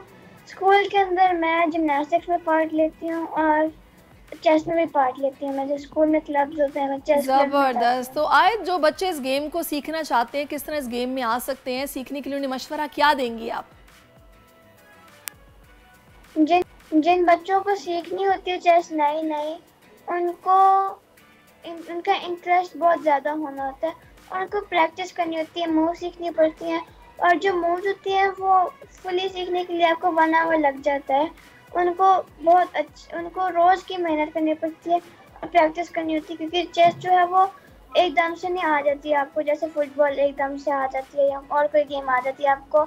ये आराम से आपको प्रैक्टिस के साथ आती है, तो उनको बहुत ज़्यादा मेहनत करनी पड़ेगी रोज़ की। वो कहते हैं ना, practice makes a man perfect. तो बिल्कुल आप ठीक कह रही हैं। अच्छा, आखिर में बताएं मुझे कि आपके प्लान्स क्या हैं, फ्यूचर प्लान्स के बारे में बताइएगा। मैं पाकिस्तान की पहली ग्रैंड मास्टर बनना चाहती हूँ और पाकिस्तान के लिए ये हिस्ट्री बनाना चाहती हूँ कि मैं पहली ग्रैंड मास्टर बन गई हूँ। बहुत तासमी ज़बरदस्त चैम्पियनशिप और जनाब इन्होंने जीती है। 5 घंटे डेली ये गेम खेलती थी, इतनी प्रैक्टिस इन्होंने की है, उसके बाद ही ये मुमकिन हो पाया है जो इन्होंने किया है। बहुत शुक्रिया आपका, आपने अपने वक्त दिया हमें। हीरो पाकिस्तान में आज हम आपको मिलवाने वाले हैं एक ऐसे पाकिस्तानी नौजवान से जिन्होंने यौम आज़ादी पर इंटरनेशनल गोल्फ में पाकिस्तान को बड़ी कामयाबी दिलाकर कौम को जश्न आज़ादी का तोहफा पेश किया है। जी हाँ, हमजा अमीन ने ऑस्ट्रियन ओपन गोल्फ चैम्पियनशिप में 3 अंडर पार के साथ टाइटल जीतकर कौम का सर फ़ख्र से बुलंद कर दिया है और अपनी जीत की खुशी में सोशल मीडिया पैगाम में अपने वालिद समेत घर वालों और सपोर्टर्स और अहलिया उशना शाह का शुक्रिया भी उन्होंने अदा किया है। और गोल्फ चैम्पियन हमजा से मिलवाने से पहले आपको यहाँ एक और बात बताते चले कि हमजा अमीन के वालिद तैमूर अमीन का शुमार भी गोल्फ के लेजेंड्स में होता है और हमजा अक्सर अपने वालिद से टूर्नामेंट की तैयारी भी करते रहते हैं। इस कामयाबी के लिए उन्होंने कितनी तैयारियां की थी, वहाँ कैसा सफ़र रहा, इसी पर बात करने के लिए इस वक्त हमें ज्वाइन कर रहे हैं हमजा अमीन। अस्सलाम वालेकुम हमजा। हमजा, सबसे पहले बताइएगा जो टाइटल आपने जीता है उसके बारे में नाज़रीन को बताइए, कौन सा टाइटल, कैसा टाइटल था ये? अस्सलाम वालेकुम जी, thank you very much for having me on the show. ये टूर्नामेंट जो था ये ऑस्ट्रियन नेशनल ओपन था। ये मैं 2018 में भी जीता था, लेकिन उस टाइम पे मेरे फादर मेरे साथ नहीं मौजूद थे। वो इस दफ़ा आए थे, he was carrying for me, he was on the bag. उन्होंने मुझे बड़ा गाइड किया था, तो it was a very special moment. अच्छा हमजा, ये आपके वालिद भी गोल्फर हैं और उन्होंने भी कई टाइटल जीते हैं, तो क्या बचपन से ही आपको शौक था, घर से ही आपको तरबियत मिली कि गोल्फ कैसे खेलना है? गोल्फ मैंने अपने फादर से सीखी थी। जब मैं 10 साल का था मैंने शुरू की है, तो इट्स बिन 25 ईयर्स। 10 साल से मैं प्रोज में खेल रहा हूँ। Fortunately, I have over 10 victories, so I'm very proud of that. लेकिन गोल्फ मैंने उनसे ही सीखी है। वो एशिया के नंबर 1 प्लेयर थे 70s में, फिर वो पाकिस्तान के नंबर 1 रहे हैं for I don't know how many years. I think he's the greatest of all time in Pakistan. वो 4 दफ़ा पाकिस्तान ओपन जीत चुके हैं, 14 दफ़ा नेशनल चैम्पियनशिप जीते हैं, प्राइड ऑफ परफॉर्मेंस होल्डर हैं और now he's the chairman of Asia Pacific Golf Confederation, so I'm very proud of him.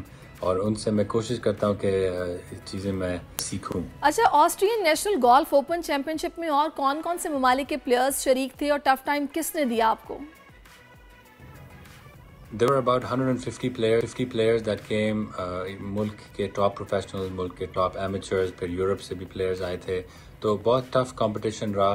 पहले 3 दिन में हम टॉप 10 में थे, फिर संडे को फाइनल राउंड में on the back 9 in the last few holes I started putting really well और I started moving up the leaderboard।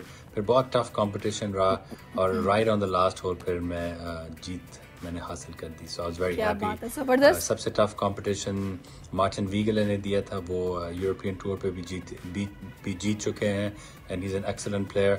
तो उन्होंने मुझे काफ़ी कंपटीशन दिया, लेकिन एंड में ट्रॉफी वापस घर आई। जबरदस्त, आपकी बेगम भी आपसे आ गई हैं, आपके लिए लकी साबित हुई, क्योंकि रिसेंटली आपकी भी शादी हुई है। तासुर आम है वैसे हमजा के खेल उन लोगों की पहचान है जो सोने का चमचा मुंह में लेकर पैदा होते हैं। लेकिन जो बच्चे गोल्फर बनना चाहते हैं मगर उनके पास इस महंगे तरीन शौक़ के लिए आसाइशें ना हों और अपना शौक़ कैसे पूरा कर सकते हैं? क्या पाकिस्तान में कोई ऐसी फ्री एकेडमी या क्लब या एसोसिएशन मौजूद है? जी, ये परसेप्शन के गोल्फ अमीरों की खेल है या it's expensive game, that's true. Golf memberships are expensive, फिर इक्विपमेंट भी काफ़ी महंगी है और ये सिर्फ नहीं पाकिस्तान में, पूरी दुनिया में ऐसे है। But let's focus on Pakistan. Talent pool is improving, there's a junior program or juniors are coming up, amateurs are coming up, लेकिन sponsorship की बड़ी ज़रूरत है। corporations have to come forward and sponsor the young talent, क्योंकि exposure के बगैर बड़ा मुश्किल होता है to compete worldwide, and at the end of the day you want the Pakistani झंडा flying high all over the world, और sponsorship के बगैर जो है ना ये मुश्किल है और almost नामुमकिन है। So we have a long way to go, but Pakistan golf is improving। हमारा जो टूर्नामेंट कैलेंडर है वो एक्सपैंड हो रहा है, 20 से ज़्यादा टूर्नामेंट्स हैं पूरे साल में, प्राइज मनी भी बढ़ रही है, तो it's good times for Pakistan golf. But golf के लिए भी फिटनेस और डाइट की इंपॉर्टेंस होती है, कितना ज़रूरी है ये? जी बिल्कुल, आपने सही कहा है, फिटनेस बड़ी ज़रूरी है, डाइट बड़ी ज़रूरी है।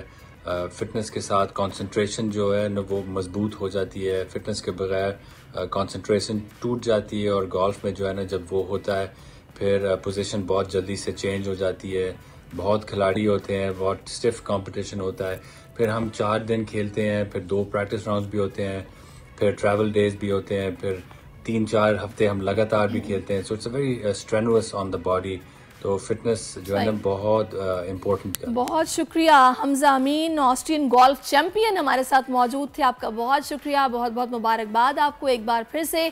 और आखिर में मैं चाहूँगी कि डॉक्टर उबैद से मैं उनसे मैसेज ले लूँ कि नेगलेरिया से बचने के लिए आप आवाम को मैसेज क्या देंगे? बस सिर्फ 2 से 3 चीज़ों का ख्याल रखें। सबसे पहले कि जब भी किसी फार्म हाउस या वाटर पार्क में, स्विमिंग पूल में जाओ तो नेज़ल प्लग, ठीक है, उसका इस्तेमाल करें, और कोशिश करके पूरा अपने जो नाक जो है उसको पानी के अंदर नहीं डालें, ठीक है, नंबर 1। नंबर 2, अपनी जो भी टंकियाँ हैं, जो भी पानी के रिजर्वायर हैं, वाटर टैंकर हैं, उसके अंदर क्लोरीन की टेबलेट डलवाएं। वो एक जिसके डिपार्टमेंट के लोग होते हैं वो आते हैं, बाकायदा मेजरमेंट करते हैं, उसके हिसाब से फिर उसके अंदर गोलियाँ डालते हैं। तीसरी चीज़, बिला वजह अपनी नाक के अंदर पानी नहीं डालें, ठीक है, क्योंकि ये वायरस जो होता है साफ़ पानी के अंदर होता है, ये गंदे पानी के अंदर नहीं होता, ये साफ़ पानी के अंदर होता है। सही, बहुत शुक्रिया डॉक्टर उबैद खानज़ादा, आप हमारे साथ मौजूद रहे। नेगलेरिया से बचना है, एहतियात करनी है, और अभी मुझे वक्फा लेना है, वक्फे के बाद फिर से आते हैं। Stay with us.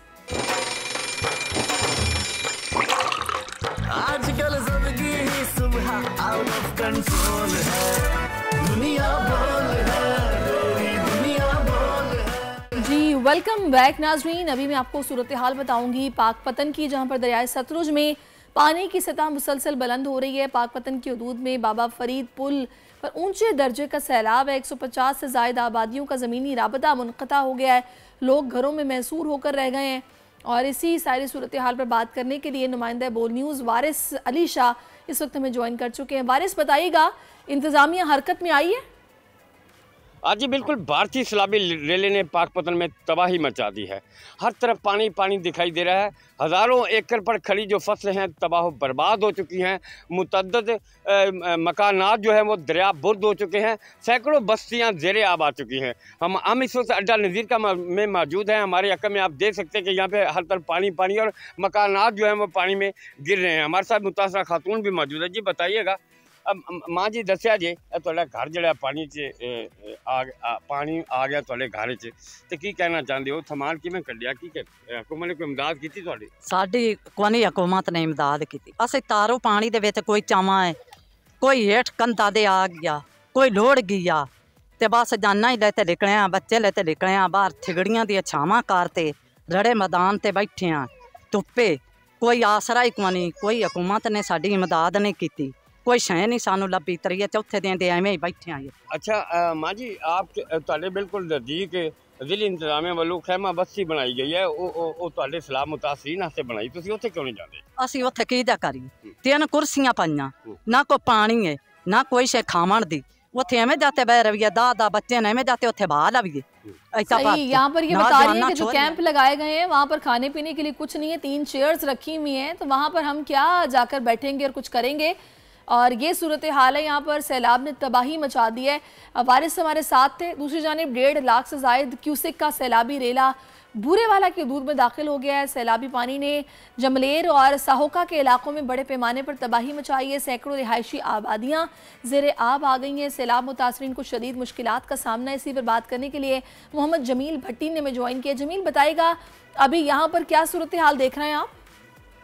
जी बिल्कुल, दरिया सतलुज में मसलसल जो है पानी की सतह में इजाफा होता जा रहा है और ऊंचे दर्जे का सैलाब जो है देखा जा रहा है। हैड सुलेमानगी से 1,60,000 से ज़ायद क्यूसेक का जो सैलाबी रेला है वो बूरेवाला की हदूद में दाखिल हो चुका है, जिसके बायस हज़ारों एकड़ पर जो खड़ी फसलें वो तबाह हो चुकी हैं। सैकड़ों आबादियाँ जो हैं वो इस वक्त सैलाबी पानी में घिर चुकी हैं। बड़ी तादाद में लोग भी पानी में घिरे हुए हैं। रेस्क्यू करने में बहुत से मसाइल का सामना है सलाम मुतासरीन को। मेरे साथ सलाम मुतासरीन भी मौजूद हैं, उनसे बात करेंगे। अच्छा, ये बताइएगा क्या नुकसान हुआ है आपका, और रेस्क्यू या कोई इंतज़ामिया के लोग आपकी मदद के लिए पहुँचे हैं? हमारे इलाके जो है ना, मौजा जमलेरा और मौजा साहोका के इलाका जो है वो अब आजकल जो है पानी के अंदर डूबा हुआ है, घिरा हुआ है। काफ़ी लोग जो हैं वो पानी के अंदर मौजूद हैं। मवेशी निकाल लिए गए हैं, लोग भी काफ़ी बाहर आ गए हैं, काफ़ी कुछ लोग अंदर भी मौजूद हैं। हमारे लिए मसला ये है कि हमारे गवर्नमेंट की तरफ से कोई इधर मदद करने के लिए कोई नहीं आया। हमारी जो है काफ़ी सारी फसलें भी तबाह हो चुकी हैं और मवेशी जो है वो इंतहाई मुश्किल में इसलिए हैं कि इधर चारे का इंतज़ाम नहीं है, ना गवर्नमेंट ने किया है और ना हमारे पास है। ये हमारे लिए बहुत बड़ा मसला बना हुआ है। जी बिल्कुल, जानवरों के लिए चारा नहीं है जो सलाम मुतासरीन यहाँ पर बयान कर रहे हैं। इसके साथ साथ बहुत से सलाम मुतासरीन ऐसे हैं जो बीमार हो चुके हैं, उनके लिए दवाई की ज़रूरत है। तो इस वाले से वो इंतज़ामिया से शिकवा कर रहे हैं कि इंतज़ामिया जो उनकी मदद के लिए नहीं पहुँचा है। तो उन्होंने वज़ीर आला पंजाब और आला हुकाम से ये मुतालबा किया है कि फिलफोर सलाम मुतासरीन की जो मदद की जाए, यहाँ पर जो अमली इक़दाम है वो किए जाएँ ताकि इनकी मदद हो सके और इनकी दाद। जमील, बहुत शुक्रिया, आपने में यहाँ की सूरत हाल से आगाह किया। खड़ी फसलें थी, तैयार फसलें थी जो कि तबाह हो गई हैं और पानी पानी है लोगों के घरों में। बड़ा बेसरो सामानी के आलम में ये लोग यहाँ खड़े हैं। कसूर की सूरत हाल पर बात करते हैं। दरियाए सतलुज में सैलाबी सूरत हाल से खड़ी फसलें तबाही का मंजर पेश कर रही हैं। पानी की सतह में ठहराव आने के बाद किसान एक बार फिर परेशान हैं। माल मवेशियों का इनखला यहाँ से जारी है। हमारे नुमाइंदे महर अब्दुल रहमान जो कि इस वक्त तलवार पोस्ट पर किसानों के साथ मौजूद हैं, उनसे बात करते हैं, उनसे जानते हैं किसान क्या कह रहे हैं। बताइएगा महर अब्दुल रहमान। जी बिल्कुल, इस वक्त मैं तलवार पोस्ट पे मौजूद हूँ और भारतीय जारहियत की तरफ जो छोड़ा गया पानी था उसमें तदरीज कमी आती रही और 2 दिन मुतवातर कमी के बाद आज फिर पानी की सतह जो एक जगह पर रुक चुकी है। ऐसे लगता है जैसे कि पानी में फिर एक दफ़ा पानी को छोड़ा गया और पानी जो आहिस्ता आहिस्ता तक पाकिस्तान में ज़रूर पहुंचेगा, क्योंकि इंतजाम भी जो हुकूमत की तरफ से या शहरियों की तरफ से किए जा रहे हैं उसमें भी यही बात का शक गुजर रहा है कि लोग जो हैं वो इस जगह पे मज़ीद पानी की जो सतह है वो बुलंद होगी एक बार फिर। और मेरे साथ इस वक्त ज़मींदार मौजूद है इस इलाके के जो गाँव इस वक्त सैलाब की जद में आ चुके हैं। उनसे पूछते हैं कि हुकूमत उनकी कोई मदद कर रही है या नहीं कर रही है, अगर कोई मदद खाना वगैरह किस तरह से आपको पहुँच रहा है। जी सानू जी भाई हरी ने ਜਿਹੜੇ ਖਾਣਾ ਦੇ ਰਹੇ ਨੇ, ਵੰਡਾ ਇਹ ਦੇ ਰਹੇ ਨੇ, ਮਾਲ ਨੂੰ ਬਹੁਤ ਤਾਮਨ ਕਰ ਰਹੇ ਨੇ, ਲਾਂਚ ਵਗੈਰਾ ਬੇੜੀ ਇਹ ਆਪਦੀ ਦਿਆ ਕੇ ਸਾਡੀ ਬਹੁਤ ਹਿਫਾਜ਼ਤ ਕਰਦੇ ਨੇ। ਅੱਲਾ ਪਾਕ ਇਹਨਾਂ ਨੂੰ ਇਸ ਚੀਜ਼ ਦਾ ਅਜ਼ਰ ਦੇਵੇ। ਫਸਲਾਂ ਸਾਰੀ ਰੁੜ ਗਈ ਹੈ, ਕੋਈ ਫਸਲ नहीं बची, कोई माल डंगर भी बहुत ठीक है। महर अब्दुल रहमान जो कि तलवार पोस्ट पर किसानों के साथ थे, उन्होंने सूरत हाल से आगाह किया। बेयकीनी की सूरत हाल से 2-4 हैं किसान। बहुत शुक्रिया महर अब्दुल रहमान। और हुकूमत से यही अपील है इंतज़ामिया से कि इनके लिए प्लीज़ कुछ किया जाए। ज़ाहिर एग्रो बेस्ड इकॉनमी है हमारी, अगर ये लोग परेशान होंगे तो मईशत पर इसका असर पड़ेगा। अब आ जाते हैं जनाब बोल प्रेडिक्शन पर, और आगा बहिश्ती में ज्वाइन कर चुके हैं। अस्सलाम वालेकुम आगा साहब। जी वालेकुम सलाम। अल्लाह आपको नजर बद से बचाएं और आपका खूबसूरत प्रोग्राम हम लोग सुबह से लगा के टीवी पे बैठे हैं और बहुत शुक्रिया। बल्दिस्तान में आपके ही प्रोग्राम देखे जाते हैं, बोल हर जगह मौजूद है माशाल्लाह। बहुत शुक्रिया आपका आगा साहब। आगा साहब क्या बताएंगे सूरत हाल के हवाले से? अभी इलेक्शंस तो हमें होते नजर नहीं आ रहे, मईशत संभलती नजर नहीं आ रही, महंगाई है कि बढ़ती जा रही है, ताजिर भी एहतजाज कर रहे हैं, गरीब बंदा परेशान है, पेट्रोल महंगा, अशे खुरनोश महंगी, जाएं तो जाएं कहाँ?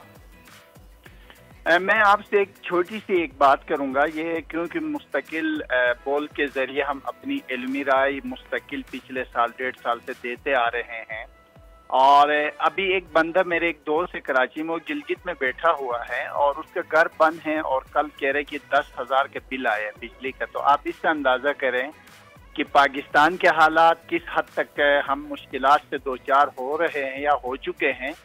जैसे कि मैंने पहले भी अर्ज़ किया था कि जो महंगाई के जो तूफान है वो रहेगा जब तक हमारे आला जो है वो शख्सियात, जो ताकतवर शख्सियात बैठकर इस मसले का हल सियासी अफ़हाम तफहीम की तरफ जब तक नहीं जाएंगे, जब तक हम मिल बैठकर पाकिस्तानी नहीं बनेंगे, जब तक एक ही हम उस पे जमा नहीं होंगे, एक रस्सी पे जमा नहीं होंगे, इत्तेहाद और इत्तेफाक पैदा नहीं करेंगे, तो उस वक्त तक हमारी ये जो मसाइल है, मुश्किलात, ये बढ़ते रहेंगे। डॉलर के हवाले से मैंने कहा था 300 क्रॉस कर जाएगा। मैं तो ये कहते हूँ डर लगता है कि कभी कभी ये बात करूँ 400 तक भी जा सकता है डॉलर। तो अब आप देख ले, खुसूसन कराची इस वक्त इंतहाई बिजली के बिल में और मुश्किलात में, महंगाई में, पाकिस्तान इंतहाई सितारों की रोशनी से तो मुस्तकिल ये बात मैं अर्ज करते आ रहा हूँ कि अब भी ये जो किसी सूरत में सितारों में कहीं भी महंगाई की कमी मुझे दूर दूर तक नजर नहीं आ रही है, बल्कि बढ़ती हुई नजर आ रही है। बेचैनी, मसाइल, अंदरूनी बैरूनी मसाइल, और खुसूसन जैसे जैसे इंडिया के जो इलेक्शन करीब होंगे हमारे सरहदी हालात भी ज्यादा खराब होंगे। तो इसीलिए हमें चाहिए सबको अच्छी बात बताएं। आप सारी वो बातें बता रहे हैं जो परेशानी की है और ऑलरेडी बड़ी परेशानी है। देखिए ऑलरेडी बस अब एक हल है और वो ये है कि ये 12 बुर्ज की तरफ मैं रात को देख रहा था। इस साल सबसे ज्यादा शादियों का साल है और आने वाला 2023 और 24 रबीउल अव्वल से लेकर अगले रबीउल अव्वल तक अल्हम्दुलिल्लाह बहुत से शादियों के जो सीजन है, बहुत से खवातीन और बहुत से मर्दों की शादियां हो जाएंगे। और उसके अलावा जो अच्छी बात सबसे ज्यादा खूबसूरत लगती है, बहुत से पाकिस्तानी बैरूनी मुल्क जाएंगे मुल्क की खिदमत के लिए, अपनी जाती खिदमत के लिए, माली हालात बेहतर करने के लिए। मुमकिन है कभी कभी लगता है कि आप भी शायद बैरूनी मुल्क चले जाए और मुझे ऐसे लगता है कि आने वाला वक्त बहुत से टीवी के और बहुत से ऐसे लोग होंगे जो बैरूनी मुल्क जो है वो चले जाएंगे और मुझे लगता है कि अपने नए जो है वो सिलसिले शुरू। और जो बैरूनी मुल्क से वापस आ रहे हैं उनके बारे में क्या बताएंगे आप? बैरूनी मुल्क से जो वापस आ रहे हैं उनका अगर सियासी हवाले से देखें तो पाकिस्तान में वक्ती तौर पर इनके लिए जो मुश्किलात पाकिस्तान में है, पाकिस्तान दाखिल होते हैं उनके ऊपर वो जो महंगाई और मसाइल और मुश्किलात के जो सितारे हैं वो तो इनके ऊपर रहेंगे। वो तो मैं मेरे तरह, आपके तरह और दीगर लोगों की तरह मुतासिर होंगे। अलबत्ता मैं ये देख रहा हूँ कि पाकिस्तान के लिए बैरूनी मुल्क नए काम के मौके मिलेंगे, जापान से लेकर कुवैत तक और सऊदी अरब और दुबई और दीगर ममालिक में बहुत से मौके। चलें जी, अल्लाह ताला पाकिस्तानियों के हक में बेहतर करे। आगा साहब बहुत शुक्रिया आपका और दुआएं आप भी दुआ करते रहा करें पाकिस्तानियों के लिए। इसके साथ ही नाजरीन इजाज़त लूँगी मैं, आप अपना बहुत ख्याल रखिएगा, मुझे भी दुआओं में याद रखिएगा। अल्लाह हाफ़िज़। आजकल ज़िंदगी ही सुबह आउट ऑफ कंट्रोल है, दुनिया बोल है, मेरी दुनिया बोल है।